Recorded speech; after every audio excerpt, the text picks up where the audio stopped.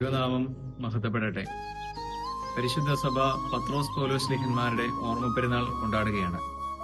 അവരുടെ പ്രത്യേകതകൾ എന്തെന്ന് ചോദിച്ചാൽ, യാമപ്രാർത്ഥനകൾക്ക് നിഷ്ഠയുണ്ടായിരുന്നവരായിരുന്നു പരിശുദ്ധ ശ്ലീഹന്മാർ.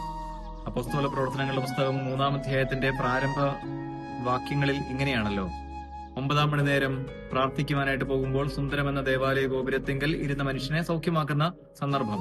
വീണ്ടും 10-ാം അധ്യായത്തിലേക്ക് നമ്മൾ കാണുന്നത് ഇങ്ങനെയാണ്: പത്രോസ് അപ്പോസ്തലൻ 3-ാം മണി നേരം പ്രാർത്ഥിക്കുവാനായിട്ട് വെൺമാടത്തിൽ കയറുമ്പോൾ. പ്രിയപ്പെട്ടവരെ, യാമപ്രാർത്ഥനകൾക്ക് ഏറെ ശ്രദ്ധ കൊടുത്ത ശ്ലീഹായായിരുന്നു പരിശുദ്ധനായ പത്രോസ് ശ്ലീഹ.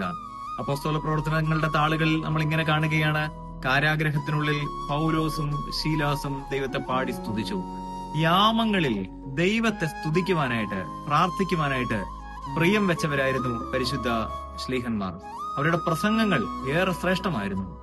അപ്പോസ്തല പ്രവർത്തനങ്ങളുടെ പുസ്തകം 4-ാം അധ്യായത്തിൽ യാക്കോബ് ശ്ലീഹ വധിക്കപ്പെട്ടിട്ട് ഇനി യേശുവിന്റെ നാമം പുറത്ത് ആരോടും പ്രഘോഷിക്കരുതെന്ന് രാജാവ് അതിശക്തമായി കൽപ്പിച്ചിരിക്കുമ്പോൾ പത്രോസ് അപ്പോസ്തലൻ ജനക്കൂട്ടത്തിന്റെ നടുവിൽ എഴുന്നേറ്റ് നിന്നിട്ട് അവരോട് പറയാണ്: യേശു അല്ലാതെ മറ്റൊരു നാമം ആകാശത്തിന് കീഴിൽ രക്ഷിക്കപ്പെടുവാൻ ഇല്ല എന്ന വലിയ പ്രഘോഷണം. അപ്പോസ്തല പ്രവൃത്തി 4:12. ക്രിസ്തു മാത്രമേ ഉള്ളൂ രക്ഷിക്കപ്പെടുവാനുള്ള ഒരേ ഒരു നാമമെന്ന് പ്രഘോഷിക്കുവാനുള്ള ധൈര്യം പരിശുദ്ധനായ പത്രോസ് അപ്പോസ്തലന്റെ ഹൃദയത്തിലുണ്ടായിരുന്നു.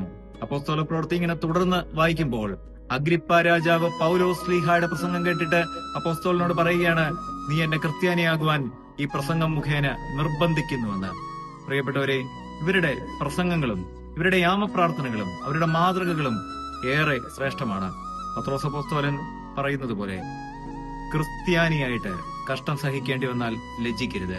പൗലോസ് ശ്ലീഹയുടെ വാക്കുകൾ ഫിലിപ്പിയർ 1:21 ഇങ്ങനെയാണല്ലോ: എനിക്ക് ജീവിക്കുന്നത് ക്രിസ്തുവും മരിക്കുന്നത് ലാഭവുമാണ്. അവരുടെ വാക്യങ്ങൾ, അവർ പ്രഘോഷിച്ചതായിരിക്കുന്ന തിരുവചന സത്യങ്ങൾ ഹൃദയത്തോട് ചേർത്ത് പിടിക്കാം. യാമപ്രാർത്ഥനകളിൽ കുറെ കൂടി ശ്രദ്ധ ചെലുത്താം. അവരുടെ മധ്യസ്ഥത കാവലാകട്ടെ.